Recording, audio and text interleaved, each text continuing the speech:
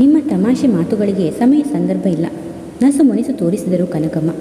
ರಾತ್ರಿ ಊಟ ಮಾಡದೆ ಪ್ರಯಾಣಿಸಿದ್ದ. ಹಸಿವು ಜೋರಾಗಿತ್ತು. ಆ ನಗುವಿನ ವಾತಾವರಣದಲ್ಲಿ ಸ್ವಲ್ಪ ಹೆಚ್ಚಾಗಿಯೇ ತಿಂದ. ಬಲವಂತಕ್ಕೆ ಕೂತರೂ ವಿಜಯ ಸರಾಗವಾಗಿ 4 ಇಡ್ಲಿಗಳನ್ನು ಇಳಿಸಿದಳು. ಒಗಟಾಯಿತು. ರಾಜೀವ್ನ ಬಗ್ಗೆ ದ್ವೇಷವೇ, ಅಸಹ್ಯವೇ, ಜಿಗುಪ್ಸೆಯೇ, ಯಾವೊಂದು ತೀರ್ಮಾನಕ್ಕೆ ಬರಲು ಸಮರ್ಥಳಾಗಲಿಲ್ಲ. ರಾವ್ ಕೂದಲಲ್ಲಿ ಕೈಯಾಡಿಸಿಕೊಂಡರು. ಮಗಳನ್ನು ಅಳಿಯನನ್ನು ಬದಲಿಸಿ ನೋಡಿದರು. ಇಬ್ಬರ ಮಧ್ಯೆ ಬಿಗಿ ಇದ್ದುದು ಅರಿವಿಗೆ ಬಂತು. ಇರಲಿ ಇದೆಲ್ಲ ಮಧ್ಯೆ ಇರಬೇಕಾದ್ದೆ. ಪಟ್ಟಾಗಿ ಹೊಡೆದವನೇ ಹಾಸಿಗೆ ಮೇಲೆ ಉರುಳಿದ. ಒಬ್ಬನೇ ಅನುಭವಿಸಿದ ಸಂಕಟ ತಾತ್ಕಾಲಿಕವಾಗಿ ಶಮನವಾಗಿತ್ತು. ಭವಿಷ್ಯದ ಬಗ್ಗೆ ಯೋಚಿಸುವುದಕ್ಕೂ ಮನಸ್ಸಿನಲ್ಲಿ ವ್ಯವಧಾನವಿರಲಿಲ್ಲ. ಮನ ಸುಖದ ಲೋಕದಲ್ಲಿ ವಿಹರಿಸುತ್ತಿತ್ತು. ವಿಜಯ ಮಾತ್ರ ಶಾಂತಿ ಸಮಾಧಾನಗಳ ಹೆಪ್ಪುಗೆಟ್ಟಿದ ಮೂರ್ತ ರೂಪದಲ್ಲಿ ಇದ್ದಳು. ಹೊರಟಾಗ ವಿಜಯಳ ಪ್ರತಿಕ್ರಿಯೆಯ ಬಗ್ಗೆ ಯೋಚಿಸಿದ. ಅವಳು ಸುಸಂಸ್ಕೃತೆ. ಅವಮಾನಕರವಾಗಿ ನಡೆದುಕೊಳ್ಳುವುದು ಅವಳ ಸ್ವಭಾವಕ್ಕೆ ಹೊರತು. ಅದರಲ್ಲೂ ರಾಜೀವ್ ಬಗ್ಗೆ ಹಾಗೆ ಮಾಡುವ ಸಾಧ್ಯತೆಯೇ ಇಲ್ಲ. ಪ್ರೀತಿಯ ಮಡವು ಎಂದೂ ಹೆಪ್ಪು ಕಟ್ಟದು. ಡ್ಯಾಡಿ ನಿದ್ದೆ ಬರುತ್ತಾ? ಮಾನಸ ಬಂದು ಮಗ್ಗುಲಲ್ಲಿ ಕೂತಳು. ಅವನು ಕಣ್ಣುಗಳಲ್ಲಿ ಪ್ರೀತಿಯ ಸೆಲೆಯುಕ್ಕಿತು. ಅವಳ ಕೈ ಹಿಡಿದು ಕೆನ್ನೆಗೆ ಒತ್ತಿಕೊಂಡ. ಹಿತವೆನಿಸಿತು. ಹಾಯಾಗಿತ್ತು. ಮನ ಮುದಗೊಂಡಿತು. ಕಣ್ಣು ಮುಚ್ಚಿದ. ನಿದ್ದೆಗಾಗಿ ಕಾತರಿಸಿದ. ಕರೆದರೂ ಬಾರದ ನಿದ್ದೆ ತಾನಾಗಿ ಬಂದು ಹಿಂಸೆ ಪಡಿಸುತ್ತಿತ್ತು. ಡ್ಯಾಡಿ ಏನೋ ಹೇಳುತ್ತಿದ್ದಳು. ಹೂಗುಟ್ಟುತ್ತಲೇ ನಿದ್ದೆ ಮಾಡಿಬಿಟ್ಟ. ವಿಜಯ ತಾಯಿಗೆ ಸಹಾಯ ಮಾಡಲು ಅಡುಗೆ ಮನೆ ಸೇರಿಬಿಟ್ಟಿದ್ದಳು. ಅಲ್ಲಿನಷ್ಟು ಶ್ರೀಮಂತಿಕೆ ಆಳು ಕಾಳು ಇಲ್ಲಿ ಇರಲಿಲ್ಲ. ಹೊರಗಿನ ಕೆಲಸಕ್ಕೆ ಹೆಣ್ಣಾಳು ಇದ್ದಳು. ಅಡುಗೆಯನ್ನು ಅವರೇ ಮಾಡುತ್ತಿದ್ದರು. ಅಡುಗೆಯವನ ಅವಶ್ಯಕತೆ ಇದುವರೆಗೂ ಕಂಡಿರಲಿಲ್ಲ. ರಾಜೀವ್ ಸ್ವಲ್ಪ ಬಡವಾದ ಹಾಗೆ ಕಾಣಿಸ್ತಾನಲ್ಲ, ಕನಕಮ್ಮ ಸಂಡಿಗೆ ಕರೆಯುತ್ತಾ ಅಂದಾಗ ವಿಜಯ ಮೌನ ವಹಿಸಿದಳು. ಯಾಕಿರಬಹುದು? ಮತ್ತೆ ಪ್ರಶ್ನೆ ಎಸೆದಾಗ ವಿಚಲಿತಳಾದಳು. ಆಫೀಸ್ ಕೆಲಸ ಜಾಸ್ತಿ. ತಟ್ಟನೆ ನೋಡಿದಳು. ನೀನು ಏನೇ ಹೇಳು, ರಾಜೀವ್ನಂಥ ಗಂಡ ಸಿಕ್ಕಿದ್ದು ನಿನ್ನ ಪುಣ್ಯ. ಅವರ ಕಣ್ಣುಗಳು ಅಳಿಯನ ಬಗೆಗೆ ಮೆಚ್ಚುಗೆಯನ್ನು ತೊಡಗಿಸಿದಾಗ ತುಟಿ ಕಚ್ಚಿಕೊಂಡಳು. ಒಳಗಿನ ನಿರ್ಧಾರ ಅಲುಗಾಡಿತು. ಅದೊಂದು ವಿಷಯದಲ್ಲಿ ನಾವು ಅದೃಷ್ಟವಂತರು. ಕನಕಮ್ಮ ಗಂಡು ಮಕ್ಕಳನ್ನು ನೆನೆದು ನಿಟ್ಟುಸಿರು ದಬ್ಬಿದರು. ಈಗ ಅವಳ ಅಚ್ಚುಕಟ್ಟಾದ ಸಂಸಾರವೊಂದೇ ಅವರಿಗೆ ಸಮಾಧಾನ ನೀಡುತ್ತಿತ್ತು. ನಾನು ಸ್ವಲ್ಪ ಹೊರಗಡೆ ನೋಡ್ತೀನಿ. ಮೇಲಕ್ಕೆ ಎದ್ದಳು. ಅಲ್ಲಿದ್ದಷ್ಟು ಹೊತ್ತು ಕುಲುಮೆಯಲ್ಲಿ ಕೂತಂತೆ ಆಗಿತ್ತು. ಹೊರಗಡೆ ಬಂದು ನಿರಾಳವಾಗಿ ಉಸಿರಾಡಿದಳು. ವಿಜಯ, 1 ನಿಮಿಷ ಬಾ. ಮತ್ತೆ ಕನಕಮ್ಮ ಕೂಗಿದಾಗ ಅವಳ ಮುಖದ ಮೇಲೆ ಬೇಸರ ಮೂಡಿತು. ಬಾಯಿ ಮುಚ್ಚಿಕೊಂಡು ಅತ್ತ ನಡೆದಳು. ಸ್ವಲ್ಪ ಕೂತ್ಕೋ. ಇದಿಷ್ಟು ಸಾಕಾ? ಇನ್ನೇನಾದರೂ ಮಾಡಲಾ? ಅಡಿಗೆಯತ್ತ ಅವಳ ಗಮನ ಸೆಳೆದರು. ವಿಜಯ ಬೆಪ್ಪಾದಳು. ಅಳಿಯನ ಬಗೆಗೆ ಅವರಿಗಿರೋ ಅಕ್ಕರೆ, ಅಭಿಮಾನ ಬೇರೆಯವರು ಅಸೂಯೆ ಪಡುವಂಥದ್ದು. ಮಿದುಳಿನಲ್ಲಿ ಸಿಡಿತ ಶುರುವಾಯಿತು. ಅವಳ ಸಮಸ್ಯೆ ಪ್ರತಿಕ್ಷಣಕ್ಕೂ ಹೆಚ್ಚು ಜಟಿಲವಾಗುತ್ತಾ ಹೋಗುತ್ತಿತ್ತು. ತನ್ನ ನಿರ್ಧಾರ ತೀರಾ ಅಪಾಯಕಾರಿ ಏನೋ. ಸಾಕಮ್ಮ, ಮೆಲುವಾಗಿ ಹೇಳಿದಳು. ಕನಕಮ್ಮನವರು ನೇರವಾಗಿ ಮಗಳನ್ನು ನೋಡಿದರು. ಯಾಕೋ ಎಂದು ಅವರ ಕಣ್ಣುಗಳಲ್ಲಿ ಬೇಸರ ಎಣುಕಿತು. ವಿಜ್ಜು, ನಾನು ಇಷ್ಟೊಂದು ಮಾತಾಡಿದೆ. ನೀನು ಕಡೆಗೂ ಬಾಯ್ಬಿಟ್ಟು ಏನಾದರೂ ಆಡಿದ್ಯಾ? ತಾಯಿ ಬೇಸರಪಟ್ಟುಕೊಂಡಿದ್ದಾರೆ ಎಂದು ವಿಜಯಳಿಗೆ ಅರ್ಥವಾಯಿತು. ಮನದ ತುಮುಲ ಅವರಿಗೇನು ಗೊತ್ತು? ತನ್ನ ಸ್ವರವೆತ್ತಿ ಯಾರಿಗೂ ಅವಳು ಹೇಳಲು ಸಿದ್ಧಳಿಲ್ಲ. ಅದು ಸಾಧ್ಯವೂ ಇಲ್ಲ. ಸಾಧುವಾದ ವಿಚಾರವೂ ಅಲ್ಲ. ಬೇಸರ ನಿರಾಶೆಗಳನ್ನು ಮೆಟ್ಟಿ ನಿಲ್ಲುವುದು ಅಭ್ಯಾಸ ಮಾಡಿಕೊಳ್ಳಬೇಕು. ಬೇರೆಯವರಿಗಾಗಿ ಹೇಡಿಯಾಗಬಾರದು.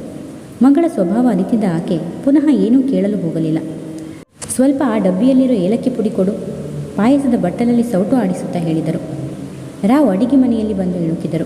ಹೆಂಡತಿಯ ಉತ್ಸಾಹದಿಂದ ಸಂತೋಷವಾದರೂ ಮಗಳ ನಿರ್ಲಿಪ್ತ ಮುಖ ಬೇರೊಂದು ಕಥೆಯನ್ನು ಹೇಳುವಂತಿತ್ತು. ಎದೆಯ ಮೇಲೆ ಕೈಯಿಟ್ಟುಕೊಂಡರು. ತಡೆದುಕೊಳ್ಳಬಲ್ಲದೆ, ಏನಾದರೂ ಬೇಕಾ ಪಪ್ಪ? ಬೇಡಮ್ಮ. ಇವಳ ಅಡುಗೆ ವಾಸನೆಗೆ ಮೂಗು ಒಡೆದೋಗ್ತಾ ಇದೆ. ಅವರ ಕೈ ಸೊಂಟದ ಮೇಲಕ್ಕೆ ಹೋಯಿತು. ಎಲೆ ಹೆಣ್ಣೆ, ಅಲ್ವೇ ಇವತ್ತೇ ಎಲ್ಲ ಮಾಡಿ ಕಳಿಸ್ಬಿಡ್ತೀಯೋ ಇಲ್ಲ 4 ದಿನ ಅಳಿಯಂದ್ರನ್ನ ಇರಿಸಿಕೊಳ್ತೀಯೋ? ವಿಜಯಳಿಗೆ ನಗು ಬಂತು. ಬಾಯಿ ಮೇಲೆ ಕೈ ಇಟ್ಟುಕೊಂಡಳು. ನೀವು ಸ್ವಲ್ಪ ಸುಮ್ಮನಿದ್ಬಿಡಿ. ನಾನೇನು ಅಂತ ಅಡುಗೆ ಮಾಡಿರೋದು? 1 ಪಾಯಸ 1 ತೋವೆ ಅಷ್ಟೇ. ರಾವ್ ತಲೆ ಸವರಿಕೊಂಡು ಹೊರಗೆ ಬಂದರು. ಹೆಂಡತಿ ಇಷ್ಟರ ಮಟ್ಟಿಗೆ ಉತ್ಸಾಹದಿಂದ ಓಡಾಡುತ್ತಿರುವುದು ಅವರಿಗೆ ಸಂತೋಷದ ಸಂಗತಿ. ಪದೇ ಗಂಡು ಮಕ್ಕಳನ್ನು ನೆನೆಸಿಕೊಂಡು ಕಣ್ಣೀರು ಹಾಕುವುದೇ ಅವರ ಕೆಲಸವಾಗಿತ್ತು. ಚಿಕ್ಕ ಮಗ ತನ್ನೊಂದಿಗೆ ತಾಯಿಯನ್ನು ಕರೆದೊಯ್ಯಲು ಬಹಳ ಪ್ರಯತ್ನ ಪಟ್ಟಿದ್ದ. ಖಂಡ ತುಂಡವಾಗಿ ಬರೋಲ್ಲವೆಂದರು. ಮಗಳ ಮನೆಗೆ ಆಸೆಯಿಂದ ಹೋದರೂ ಒಪ್ಪತ್ತಿಗಿಂತ ಹೆಚ್ಚಾಗಿ ನಿಲ್ಲುತ್ತಿರಲಿಲ್ಲ. ವಿಜಯ ಅಂತಹ ಸಮಯದಲ್ಲಿ ತಾಯಿಯ ಸ್ವಭಾವ ಅರಿತಿದ್ದರಿಂದ ಮೌನ ವಹಿಸುತ್ತಿದ್ದಳು. ಆದರೆ ರಾಜೀವ್ ಕೋಪಿಸಿಕೊಳ್ಳುತ್ತಿದ್ದ. ಒತ್ತಾಯಪಡಿಸುತ್ತಿದ್ದ. ಯಾವ ಪ್ರಯೋಜನವೂ ಆಗುತ್ತಿರಲಿಲ್ಲ. ಇದುವರೆಗಿನ ಜೀವನದಲ್ಲಿ ಬಹುಕಾಲ ಈ ಮನೆಯಲ್ಲಿಯೇ ಕಳೆದಿದ್ದರು. ಮಿಲಿಟರಿ ಆಫೀಸರ್ ಆಗಿ ದೂರದಲ್ಲಿದ್ದ ಗಂಡನಿಗಾಗಿ ಹಗಲು ರಾತ್ರಿ ಪರಿತಪಿಸಿದ್ದರು. ಗೋಡೆಯು ಅವರ ವಿರಹಬಾಧೆಯ ಕಥೆಯನ್ನು ಹೇಳುತ್ತಿತ್ತು, ಕೇಳುವವರ ಮನ ಕರಗುವಂತೆ. ಈಗಲೂ ಮಕ್ಕಳಿಂದ ದೂರವಿರಬೇಕಾಯಿತಲ್ಲ ಎಂಬ ಕೊರಗು ತಪ್ಪಿರಲಿಲ್ಲ. ಆದರೆ ಮಗಳ ದಾಂಪತ್ಯ ಜೀವನದ ಬಗ್ಗೆ ಅವರಿಗೆ ಪರಿಪೂರ್ಣ ತೃಪ್ತಿ. ಅಡುಗೆ ಆಯಿತು. ರಾಜೀವ್ ಎದ್ದಿದ್ದಾನೋ ನೋಡು. ವಿಜಯಳ ಹೆಜ್ಜೆಗಳು ಹೊರಬಂದವು. ಮುಖದ ಮೇಲಿನ ಬೆವರನ್ನು ತೊಳೆದುಕೊಳ್ಳುತ್ತಾ ಕನಕಮ್ಮ ಹೊರಬಂದರು. ಅಪರೂಪಕ್ಕೆ ಗಂಡನ ಗಂಭೀರ ಮುಖ ನೋಡಿ ಅವರಿಗೆ ಆತಂಕವಾಯಿತು. ಏನಾದರೂ ಪತ್ರ ಬಂತ ಎಂದಾಗ ಎಂಥದ್ದೂ ಇಲ್ಲ. ನಿನ್ನ ಅಡುಗೆ ಬಗ್ಗೆ ಯೋಚಿಸ್ತಿದ್ದೆ ಹಗುರವಾಗಿ ಅಂದಾಗ ಸಮಾಧಾನಗೊಂಡರು. ವಿಜಯ ಮುಚ್ಚಿದ್ದ ಕೋಣೆಯ ಬಾಗಿಲನ್ನು ಸದ್ದಾಗದಂತೆ ಸರಿಸಿ ಒಳಗೆ ಅಡಿಯಿಟ್ಟಳು. ಪಾದಗಳು ನೆಲದಲ್ಲೂರಿ ನಿಂತವು. ಸಂಕೋಚ ಮಿಶ್ರಿತವಾದ ವಿಚಿತ್ರ ಭಾವವೊಂದು ಕಣ್ಣಲ್ಲಿ ಸುಳಿಯಿತು. ರಾಜೀವ್ ಗಾಢ ನಿದ್ದೆಯಲ್ಲಿದ್ದ. ಫ್ಯಾನಿನ ಗಾಳಿಗೆ ಮುಂಗುರುಳುಗಳು ಹನೆಯ ಮೇಲೆ ನಾಟ್ಯವಾಡುತ್ತಿದ್ದವು. ಮೊದಲ ದಿನ ಕಂಡ ಮುಖದ ಚೆಲುವು ಇಂದಿಗೂ ಅವಳ ಪಾಲಿಗೆ ಮಾಸಿರಲಿಲ್ಲ. ವರ್ಷಗಳು ಕಳೆದಂತೆ ಆಕರ್ಷಣೆ 10 ಪಟ್ಟು ಹೆಚ್ಚಾಗಿ ಬೆಳೆದು ಬಂತು. ದೈಹಿಕ ಆಕರ್ಷಣೆಗಿಂತ ಮಾನಸಿಕ ಒಲವು 100 ಪಟ್ಟು ಹೆಚ್ಚಿತ್ತು. ವಿಜ್ಜು ಕನವರಿಸಿದಂತೆ ಮಗ್ಗಲು ಬದಲಿಸಿದ. ಕೈ ಹಾಸಿಗೆಯಲ್ಲಿ ತಡಕಾಡಿತು. ಮನಸ್ಸಿನ ದಡತೆ ಕರಗತೊಡಗಿತು. ಮೆದುಳಿಗೆ ಸುತ್ತಿಗೆಯಲ್ಲಿ ಪೆಟ್ಟು ಬಿದ್ದ ಅನುಭವವಾಯಿತು. ಅಸಹಾಯಕತೆಯಿಂದ ತೊಳಲಾಡಿದಳು. ಅಲ್ಲಿ ನಿಂತರೆ ಪೂರ್ತಿ ಕರಗಿ ಹೋಗುವೆನೆಂದು ಹೆದರಿದಳು. ತಟ್ಟನೆ ಬಾಗಿಲನ್ನು ಮುಂದಕ್ಕೆ ಮಾಡಿಕೊಂಡು ಹೊರಗೆ ಬಂದಳು. ತಂದೆಯ ಚುರುಕಿನ ಕಣ್ಣುಗಳು ಎದುರಾದಾಗ ತತ್ತರಿಸಿದಳು. ಮುಖ ಬೆಳುಚಿಕೊಂಡಿತು. ನಟನೆಯಂತೂ ಅವಳ ಸ್ವಭಾವಕ್ಕೆ ಹೊರತಾದದ್ದು. ರಾವ್ ಕಣ್ಣುಗಳು ಕಿರಿದಾದವು. ಕೈಯಿಂದ ಗಡ್ಡ ತುರಿಸಿದರು. ಇನ್ನೂ ಎದ್ದಿಲ್ವಾ? ನಿಧಾನವಾಗಿ ಹೇಳಿಬಿಡು, ತಾವಾಗಿ ಹೇಳಿದರು. ಸ್ವರದಲ್ಲಿ ಸಹಜತೆ ಇರಲಿಲ್ಲ. ಇನ್ನೂ ಎದ್ದಿಲ್ಲ. ಪ್ರಯಾಣದ ಆಯಾಸ, ಸುಮ್ಮನೆ ಯಾಕೆ ಎಬ್ಬಿಸಬೇಕು? ಮೆದುಳಿಗೆ ಸ್ವಲ್ಪ ಕೆಲಸ ಕೊಡಬೇಕಾಗಿತ್ತು. ಮಗಳು ಎದುರು ನಿಲ್ಲುವುದು ಬೇಡವಾಗಿತ್ತು. ಹುಡುಗರು ಏನು ಮಾಡ್ತಾ ಇದ್ದಾರೋ? ಎಲ್ಲ ಸಿಕ್ಕು ಸಿಕ್ಕಾಗಿಯೇ ಕಾಣಿಸಿತು ಅವರಿಗೆ. ವಿಜಯ ಡ್ರಾಯಿಂಗ್ ರೂಮಿನಲ್ಲಿ ಇಣುಕಿದಳು. ತುಟಿ ಅಂಚಿನಲ್ಲಿ ನಗು ಇಣುಕಿತು.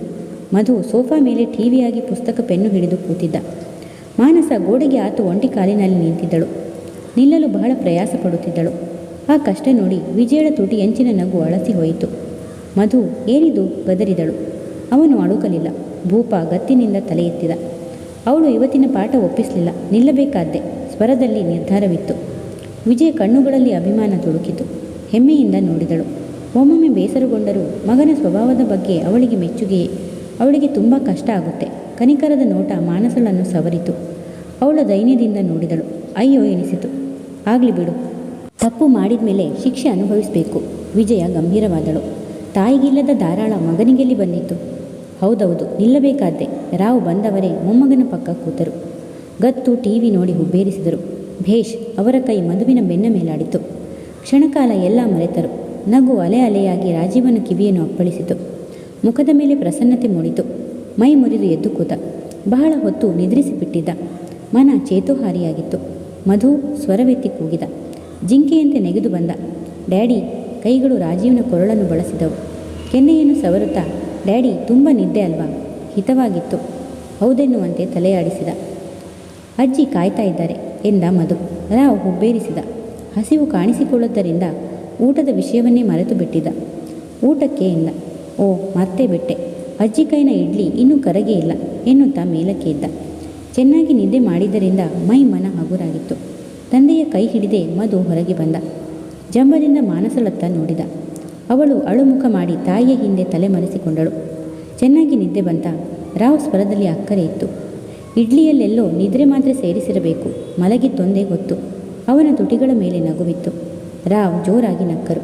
ಅದರ ಹಿಂದಿನ ದೊಡ್ಡ ಕತೆ ವಿಜಯಳಿಗೊಬ್ಬಳಿಗೆ ಗೊತ್ತು. ಅಡ್ಗೆ ತಣ್ಣಗಾಯಿತು. ಕನಕಮ್ಮ ಅಡಿಗೆ ಮನೆಯತ್ತ ನಡೆದರು. ಹಿಂದೆನೇ ಬಂದ ವಿಜಯ, ಅಮ್ಮ ನೀನು ಆಯಾಸ ಮಾಡ್ಕೋಬೇಡ, ನಾನು ಬಡಿಸ್ತೀನಿ ಎಂದಳು. ಬೇಡ, ನೀನು ಕೂತ್ಕೋ, ನಾನೇ ಬಡಿಸ್ತೀನಿ. ಅವಳು ಸ್ವರವೆತ್ತದೆ ಹೊರಗೆ ಬಂದಳು. ಕೈಯಲ್ಲಾಗದಿದ್ದರೂ ಮಗಳು ಅಳಿಯನನ್ನು ಒಟ್ಟಿಗೆ ಕೂಡಿಸಿ ಬಡಿಸಿದರು ಕನಕಮ್ಮ. ಅವರ ಹೃದಯ ತುಂಬಿ ಬಂತು. ಜೊತೆಯಲ್ಲಿ ಕುಳಿತ ಜೋಡಿಯನ್ನು ನೋಡಿ ಹರ್ಷಗೊಂಡರು. ಈ ಅಚ್ಚುಮೆಚ್ಚಿನ ಸಂಸಾರಕ್ಕೆ ಯಾವ ಕೆಟ್ಟ ಕಣ್ಣು ತಾಗದಿರಲೆಂದು ದೇವರಲ್ಲಿ ಪ್ರಾರ್ಥಿಸಿದರು. ಇದೆಂಥ ಊಟ?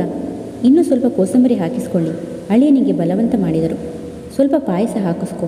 ಬೇಡ ಅನ್ನಬಾರ್ದು. ಮಗಳ ಲೋಟಕ್ಕೆ ಪಾಯಸ ಸುರುವಿದರು.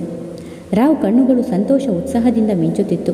ಹುಳಿಯನ್ನು ಬಾಯಿಗಿಡುತ್ತಾ, ಮಗಳು ಅಳಿಯನ ಉಪಚಾರದಲ್ಲಿ ನನ್ನೇ ಮರ್ತೆ.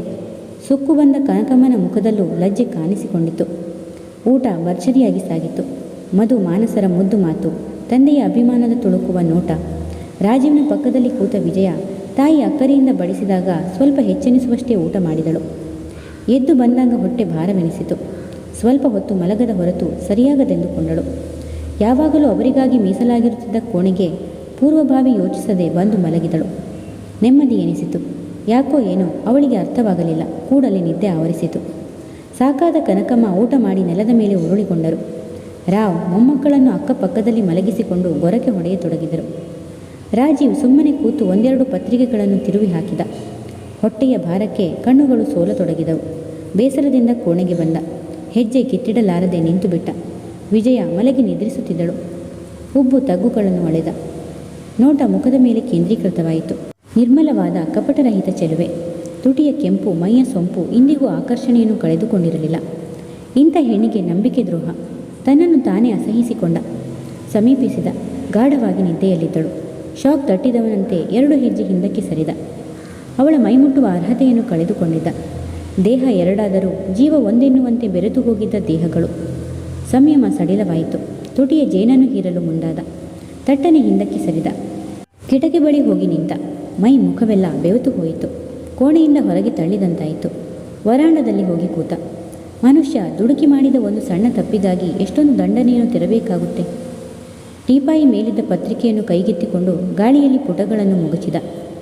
ಮನದ ಬೇಸರ ಕಡಿಮೆಯಾಗಲಿಲ್ಲ. ಮುಖ ಮೇಲೆತ್ತಿ ಬಿಸಿ ಉಸಿರನ್ನು ದಬ್ಬಿದ.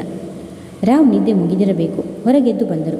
ಅವರದು ಮಧ್ಯಾಹ್ನದ ನಿದ್ದೆ ಬಹಳ ಕಡಿಮೆ. ಮಲಗಿದ ಶಾಸ್ತ್ರ ಮಾಡಿ ಎದ್ದು ಬಿಡುತ್ತಿದ್ದರು. ಚುರುಕಾಗಿದ್ದ ಅವರು ಸೋಮಾರಿಯಾಗಿ ದಿನಗಳು ದೂಡಬೇಕೆಂದರೆ ಬಹಳ ಪ್ರಯಾಸ ಪಡುತ್ತಿದ್ದರು.